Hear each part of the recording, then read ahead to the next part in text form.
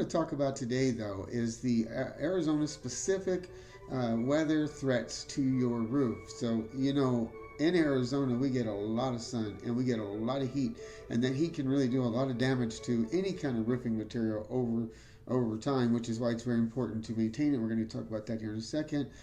So we are subjected to not only the heat, but you get your monsoon rains, which if you're in Arizona, they hit areas, sometimes larger or smaller areas, and when they hit hard. You can have high winds, and yes, even hail. We do get hail damage in Arizona, and on the occasion, we may get snow, and all of these things can do an awful lot of damage to your roof. So, for example, a heavy rain, like a downpour, all of a sudden, if you've got your drains are clogged up, this would be more specifically on a commercial roof. If your drains are clogged up, you can end up with water ponding or filling up on that roof.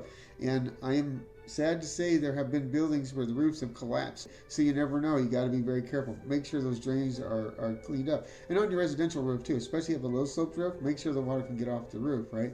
Then we have our high winds, or also called haboobs, and they can lift material up and throw it right off of your roof. So proper installation is important, of course, especially around the edge. The drip edge metal and all that stuff should be properly fastened, because that's where the wind's going to hit the roof first and have the most forces at the very lower end and at the top end of your roof.